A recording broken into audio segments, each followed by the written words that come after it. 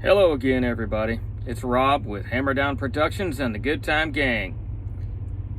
Going to be talking now about the entertainment industry. I get lots of questions all the time about what it takes, what to expect, what kind of pay, type of equipment, and basically what goes on with what we do.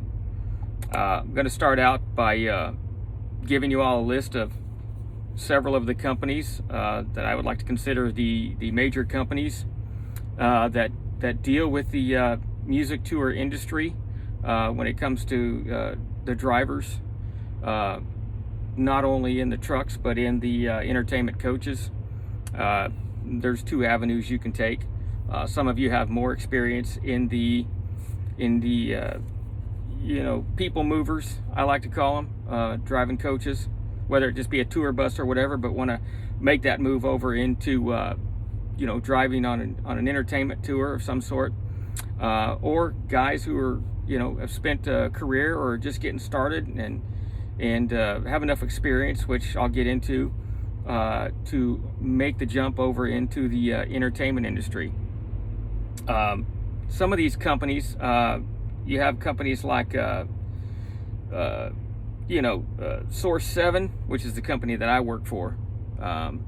You have Extreme, Truck and Roll. Truck and Roll is out of Quebec, Canada. I know they were trying to do some stuff down here in the States, but from what I hear, they're still headquartered in I guess Quebec, Canada. You have Upstaging. You've probably, a lot of you've seen the red trucks with the Upstaging word on the doors. Really nice equipment over there. Tequila Coach, I believe they're out of Phoenix. I'm not sure the exact address where they're out of, but I believe they're out of Phoenix. Show Motion, they're out of Denver, I believe, or out of that general area out in Denver, and they haul a lot of shows. They do a lot of the iron, we call it, staging, things like that for outdoor festivals, things of that nature. And also Special Events Transportation. All these companies do various things within the industry, but one thing they all have in common is they all haul the gear for music tours throughout this nation and Canada. It's a pretty exciting industry. You can look them all up online, learn about them.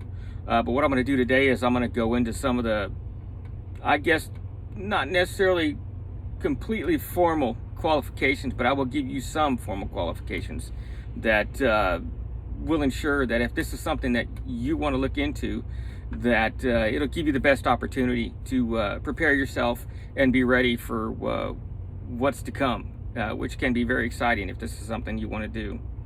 Some of the general qualifications, of course, just like any job, they want to find drivers that have a good skill set, clean driving record. You're going to have a passport, because we will go out of the country into Canada. So you will have to have a passport to go to Canada. That's a major qualification as far as the pre-qualification to get aboard with any of these companies. That's something that they require. You're going to have to be able to pass a drug screen. You're going to have to do randoms, all that. So that's a big thing of this. We haul for very important people, and we haul very important equipment. I'm just going to say that much. I'm not going to say any more about it, because there's a lot of things in the industry that we don't talk about, because privacy and safety is of the utmost importance. One of the informal things that go along with all that is you've got to be willing to be trainable and take detailed instruction and make split-second decisions and act upon that. You're going to need to be able to perform under fire. I like to call it the 2 hours of chaos in the morning, 2 hours of chaos at night.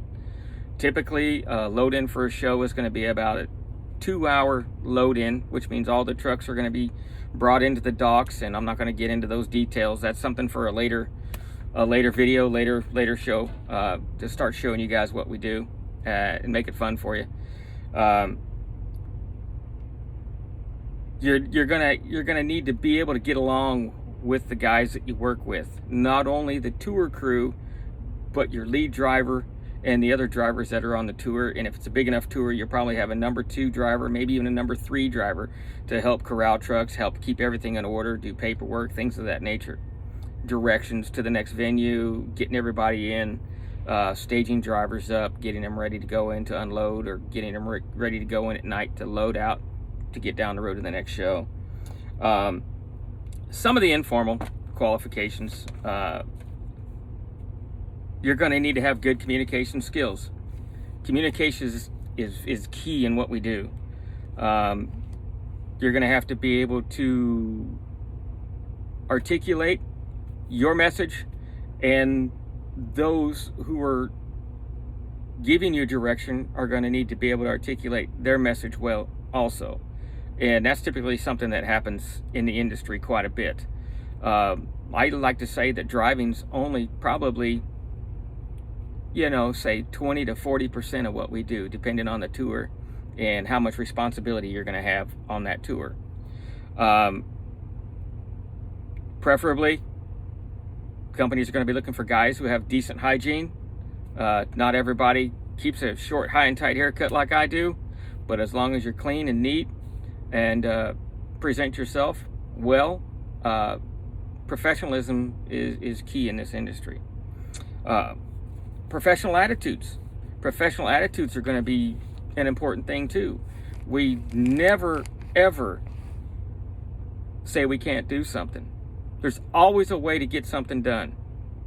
Always a way. Flexibility is key, and there's always a way to get things done. So when it comes down to it, if there's a challenge before you, meet that challenge and rise above it. That's just what we do. That kind of makes the day interesting, makes it fun, and you might get a little bragging rights on yourself if you do something really good or make that executive decision and it works out well. It just all depends. Some of the main things, as far as the actual driving itself, we drive nights. If you don't like driving nights and driving straight through, it's probably not for you. Because when we leave one show and load out, we leave around 12:30, 1 o'clock at night. We need to be in the next city by 8, 9 in the morning or so, the next day typically. You're going to need to get there, be there early, be awake, no matter how tired you are, and be ready to put that truck in the dock, get out in that trailer, and help the hands back there unload your trailer and take that stuff to the stage so they can get it up in the air so that show can go off that night. We like to maintain a certain amount of privacy with what we do.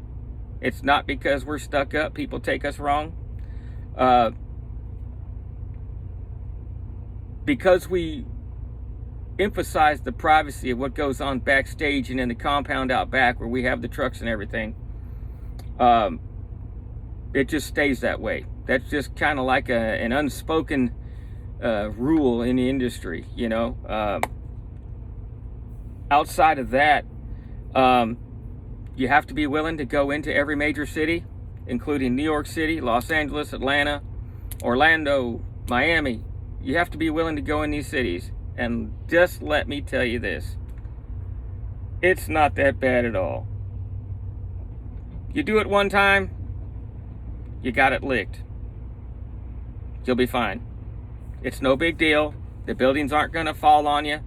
It's not going to close in on you. That's just not how it is. There's plenty of room for the trucks. Even when it's tight downtown in New York, there's still room for the trucks. Another thing that you need to be ready for, you're going to be gone from home for extended periods of time. That's just the way it is. It all depends on the tour.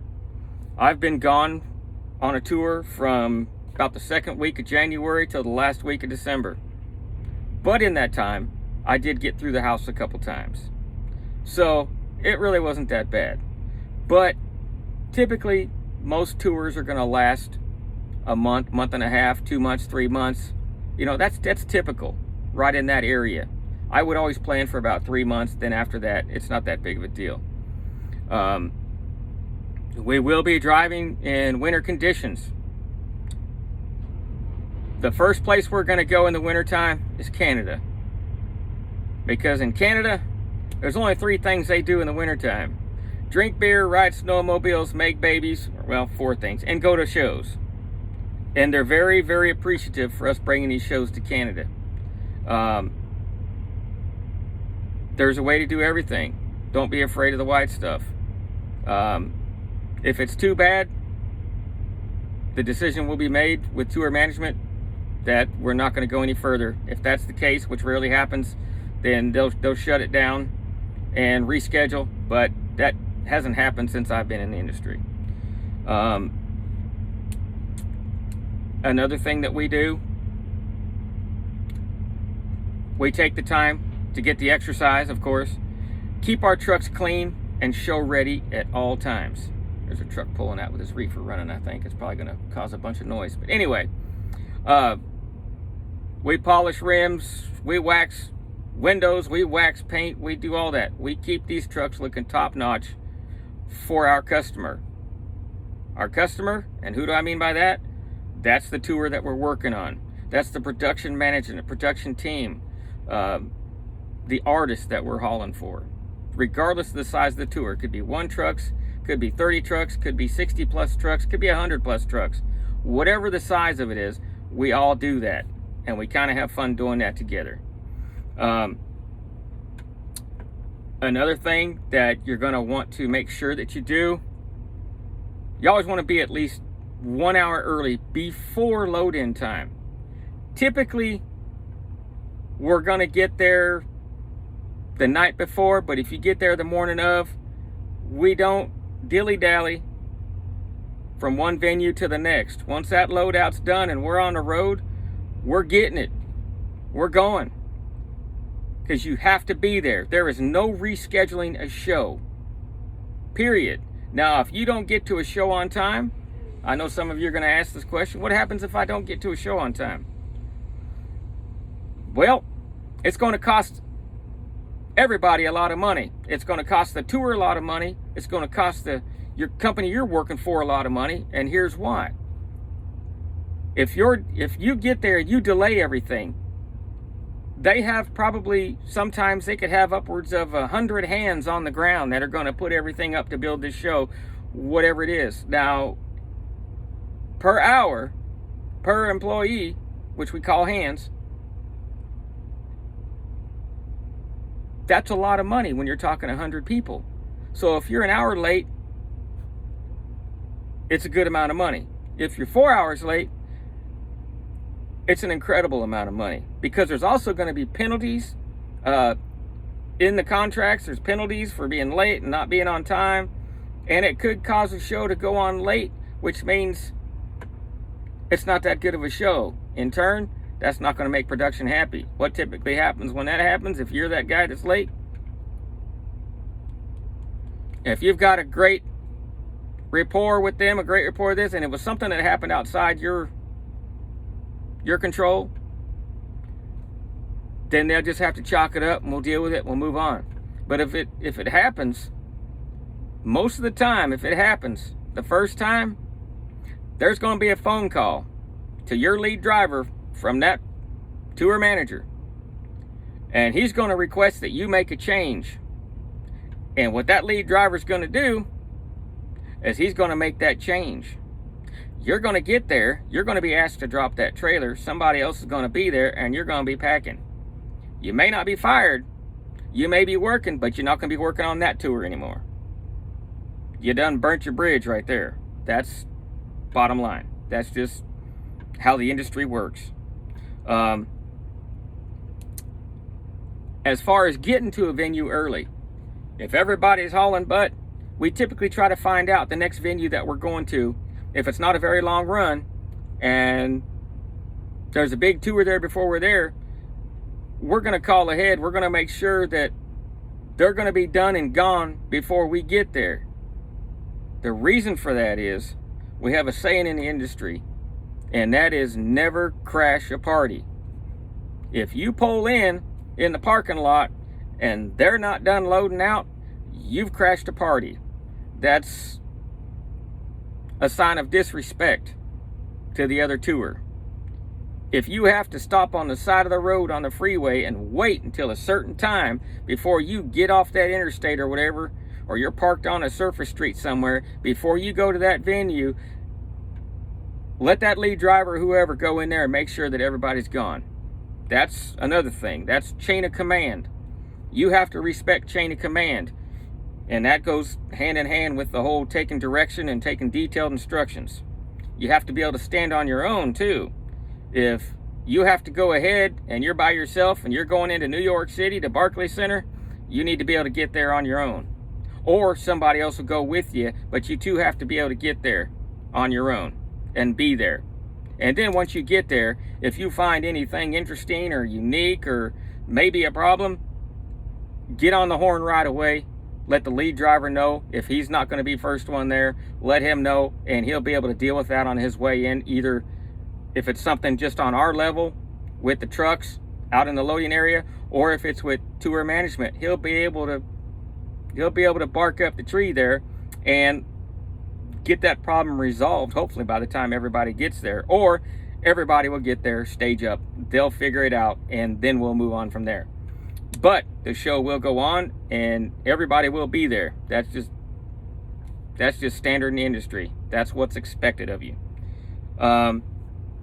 Another thing, all I ask is that you do your job. You do your job. The 3 rules, I almost did 4. The 3 rules in the industry is be on time, like I just said, do your job, which is calling your pack, strapping and barring your load, getting ready to go, and kind of the same thing in the morning, breaking your straps, undoing your load bars, and letting the crew take the load out of the trailer. That's all part of it. And one of the biggest ones, guys, do not be starstruck. If you're starstruck in any way and not able to control your emotions or control yourself, if you see an artist, a famous artist, say like Demi Lovato, Nick Jonas, say for instance 38 Special, Kiss, Motley Crue, just some of the big names out there, Disturbed, Killswitch Engage, Five Finger Death Punch. I mean, the list goes on and on and on. If you're not able to do your job without being starstruck, this is probably not for you. Because to us who've been doing this a while, myself, I've been around a lot of film industry, things like that growing up. So being starstruck was never a big thing for me. I'm used to seeing these people. They're people too. They put their pants on just like we do. They just have a lot more zeros at the end of their paycheck than we do. That's all. But it can be an enjoyable time for everybody. Another one, and this is key. Backstage, they give us a lot of freedom. And it's a courtesy. Now, those freedoms can be taken away. Everybody is supposed to act responsible, cordial, and basically don't go where you're not supposed to go. If you're caught going where you're not supposed to be, there's going to be problems. Because say you go somewhere you're not supposed to be, and the tour manager sees you back there. First thing he's going to do is be on the horn to the lead driver. And he's going to ask the lead driver, hey, what the heck is so-and-so doing back here? He's not supposed to be back here. That was made clear at the beginning of the day. Or that was made clear at the beginning of the tour. And that is something that we as drivers have to respect. Now, there are certain perks that we do get, and it's probably one of the best that we get is we get catering, breakfast, lunch, and dinner. I make the jokes like, wow, you can have dessert for breakfast. A lot of the tours, they offer things all day long. But they accommodate everybody. They have the regular food that everybody likes to eat. They'll have a vegan menu, and vegetarian, this, that, the other. Whatever it is, they offer it. And there's a lot of choices. So you can eat well and healthy. And that is just another aspect of the whole deal that helps ensure that you do your job well. Because when you get the right nutrition, you're going to feel better, you're going to be able to perform better, and life is going to be good. So those are just some of the basic things that go on in the entertainment industry. It is a lot of fun. There are rules, but they don't expect anything of you that is ridiculous. It's basically common sense. We are able to get tickets to certain shows, and that's another thing you don't want to take advantage of. We will get a chance while we're out on tour. If we're there for, say, 2 nights, we call that a walkaway. You load in and you can do whatever for a day and a half, 2 days, whatever. We call that a walkaway. But if it's a night show and you have a travel day the next day, which means you load out that night after the show and then you're going on to the next show and you have a day in between to travel to get there, then you're on your own time. But you still have to make it to that show, and typically everyone meets up at a certain point and goes in together, or we go in waves depending on how many trucks we can get in there at a time. But that's just some of the basics of what goes on. If you're interested in getting into the entertainment industry as a driver, those are some of the questions you need to ask yourself. Be sure to hit me up here at Hammer Down Productions. We're the Good Time Gang. It gets better from here on out. Looks like we're getting ready to break loose here in the, I'll say future. I'm not gonna say near future, because most people think near future, like, oh, a couple days. No, near future. We may be cutting loose here within the next several months. Get things back to normal. No new normal, just normal.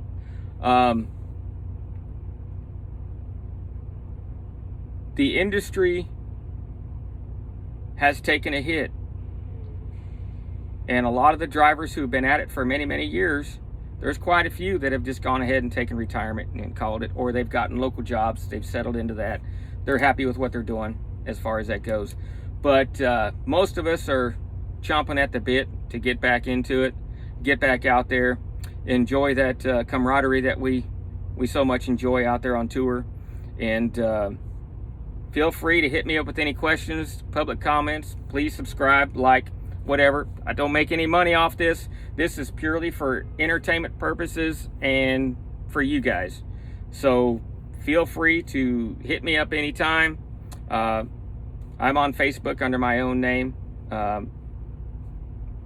Most of you who know me can pass that information along to folks, just because I'm doing this on a different platform.